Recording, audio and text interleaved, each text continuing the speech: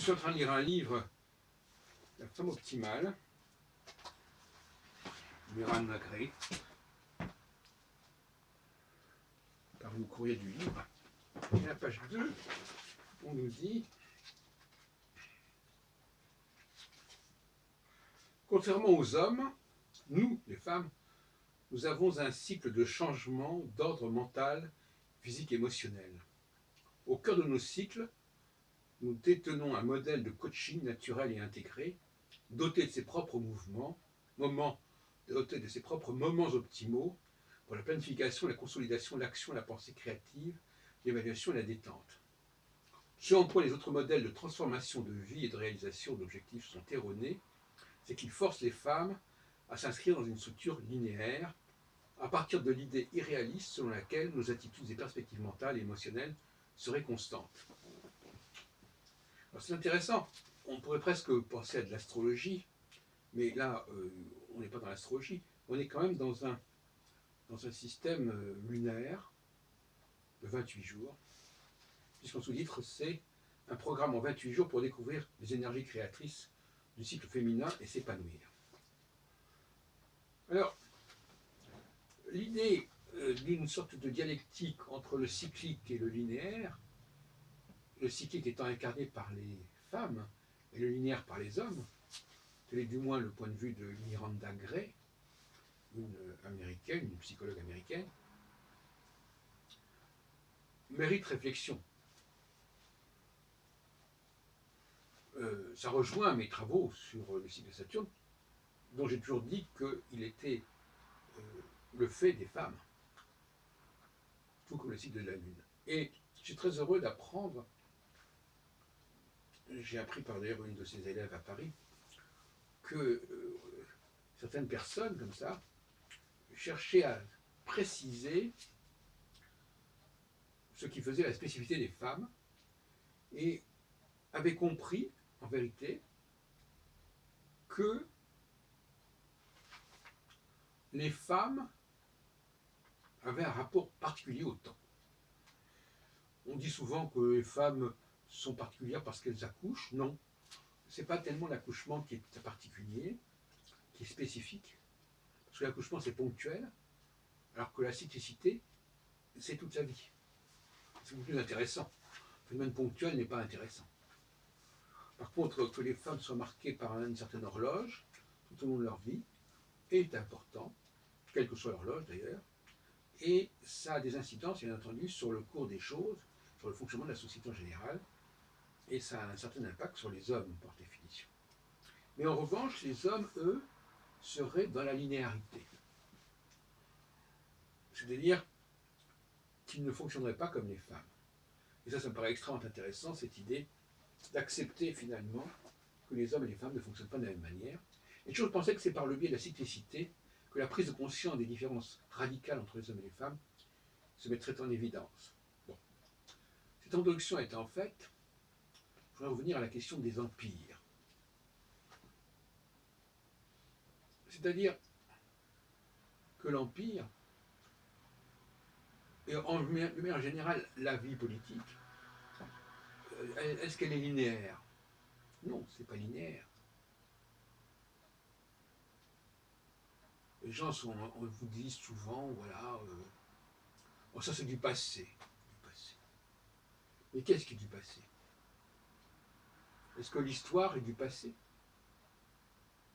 Est-ce que l'histoire ne laisse pas des traces indélébiles?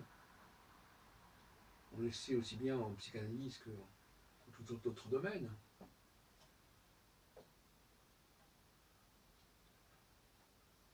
Beaucoup de gens comme ça nous parlent du passé, c'est du passé. Ça ne reviendra plus. Parce qu'il y a eu une révolution, il y a eu une prise d'indépendance, et donc c'est terminé. Rien du tout. On sait très bien qu'après le colonialisme, il y a le néocolonialisme. On sait très bien toutes les empreintes que laisse une présence, une occupation. Donc, cette idée de quelque chose d'irréversible est ridicule. Le passé revient en permanence. Donc, cette linéarité dont nous parle Madame Gray, à ne pas confondre avec John Gray et ces femmes viennent de Vénus et ces hommes viennent de Mars, apparemment le nom de Gray favorise une certaine compréhension de ces questions de différenciation sexuelle. Bravo. Et alors qu'est-ce qu'il y a de... Moi personnellement je pense que la linéarité est une... D'ailleurs j'en ai parlé dans une précédente vidéo à propos du prophétisme, est une affirmation purement polémique. Je dirais même que quelque part, c'est une sorte de déclaration de guerre, et même un avis mortuaire. On voudrait que vous mouriez, on voudrait que vos œuvres meurent, on voudrait que vos entreprises meurent, et donc on les met dans la linéarité. J'ai montré dans une précédente vidéo que bien des prophéties étaient, par exemple, contre la papauté, ou au contraire contre l'islam, ou au contraire contre les protestants, etc. Donc, la linéarité, ce n'est pas très sérieux, finalement. Donc, je ne crois pas qu'on puisse dire que les hommes n'ont pas le sens de la cyclicité, mais il est un fait que les femmes sont animées par cette cyclicité. C'est-à-dire que ce n'est pas quelque chose d'intellectuel, la cyclicité chez les femmes, c'est quelque chose de viscéral. Chez l'homme, la cyclicité, c'est tout simplement, je préférerais parler plutôt que de cyclicité, je parlerais de retour, le sentiment que les choses reviennent, reprennent, renaissent, repartent.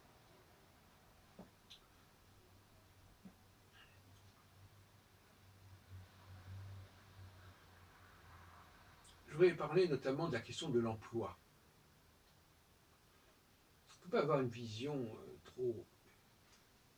trop statique de l'emploi. On sait très bien qu'il y a des périodes qui tendent plus à favoriser l'emploi que d'autres. Et je crois qu'on a besoin de comprendre cela. Le chômage, en réalité, ne fait sens que pour les périodes où l'emploi se rétrécit. On n'est pas censé être chômeur à vie.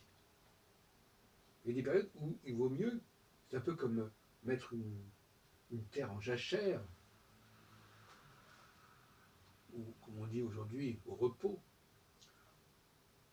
Il y a des périodes où il vaut mieux qu'une partie des personnes qui travaillent soient au chômage et vivent décemment leur chômage. Et d'autres périodes qu'il vaut mieux qu'elles travaillent. De toute façon, c'est un peu ce qui se passe quelque part. Les gens travaillent et puis ils sont au chômage et puis ils retravaillent. Mais c'est quelque chose de tout à fait normal, de tout à fait naturel, entre guillemets. Et là où nous avons bien une cyclicité, c'est-à-dire une phase active, une phase passive. Alors, en astrologie alpha-oméga, la phase alpha, une phase, je dirais, de plein emploi, ou du moins d'une obsession du plein emploi, et où tout le monde est censé travailler, et notamment les personnes employées, justement, c'est-à-dire les subalternes. C'est-à-dire qu'il y a une espèce de passage de relais, les subalternes vont se substituer aux dirigeants, qui eux, justement, vont se ressourcer. C'est-à-dire je ne dirais pas qu'ils vont se reposer, mais ils vont se ressourcer. Donc, en période d'alpha, les dirigeants se reposent, et c'est toute la population subalterne qui est au travail. Tandis qu'en période oméga, les dirigeants, quand je dis les dirigeants, je veux dire l'élite dans tous les domaines, va être dans une période suractive, et en revanche, on va mettre au chômage la classe des employés. Voilà un peu comment je vois les choses. Autrement dit, ce qui manque terriblement au programme politique, c'est le calendrier. Aucun homme politique n'est aujourd'hui en mesure de fournir un calendrier quel qu'il soit, puisqu'il ne dispose pas d'une science de la cyclologie. Donc, par conséquent, ce ne sont que des constructions arbitraires. On n'a pas encore compris que les travaux de cyclologie sont absolument indispensables et qu'il faut absolument qu'ils existent. Il faut créer une chaire de cyclologie au Collège de France qui prenne en compte l'organisation du temps social, les structures du temps social. Donc,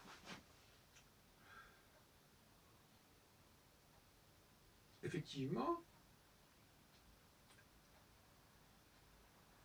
nous avons là un discours qui est celui du XXIe siècle, c'est-à-dire celui qui permet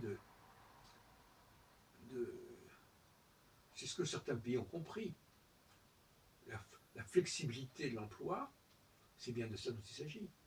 Il y a des périodes où on a besoin de plus de main-d'œuvre que d'autres. Donc je terminerai en me faisant l'écho d'un débat entre Manuel Valls et Marine Le Pen, que j'ai retrouvé sur Internet, qui doit dater d'il y a quelque temps, à propos de l'immigration. Alors, Marine Le Pen, donc la présidente du Front National, disait oui, les immigrés prennent le travail des Français indigènes. Et Valls disait pas du tout, parce que ces immigrés, ils font un travail que ne veulent pas faire les Français, qui n'intéresse pas les Français. Alors ça, c'était presque impensable pour Marine Le Pen qu'on puisse lui dire une chose pareille. Comme si elle n'avait aucune conscience que certaines activités pourraient poser problème. J'avais déjà remarqué cela à propos de sa nièce, Marion Maréchal Le Pen. Cette même mentalité qui consistait à dire, mais écoutez, voilà, il y a un travail, vous le faites. Vous le faites. Il y a une certaine société dans laquelle il faut s'adapter, vous vous y adaptez. Tout ça, et c'est très méritoire de la part, c'est même très courageux de la part de ces femmes qui sont à la tête du FN,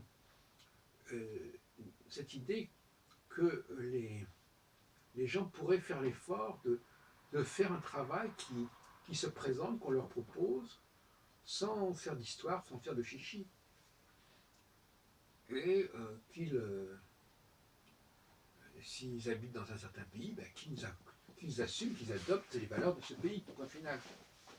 Alors que les hommes, eux, ont une conscience. Nous sommes en train de parler de la différence entre les hommes et les femmes, autour de l'ouvrage de Madame Miranda Gray. Les hommes et les femmes ont conscience, au contraire, d'un certain nombre de limitations. Et voilà, quelqu'un qui a un passé, quelqu'un qui vient d'une certaine culture, cette culture, il faut la respecter. Il ne va pas la passer par-dessus bord parce qu'il doit s'adapter à la situation française. De la même façon, si cette personne a une certaine formation, a une certaine façon de faire les choses, elle ne va pas s'adapter pour autant à n'importe quel travail. Et là, c'est très intéressant. Tu vois ce que je veux dire? Le Front National, ce n'est pas par hasard l'idéologie du Front National est une idéologie qu'on ne peut pas comprendre quelque part si on ne tient pas compte du facteur féminin.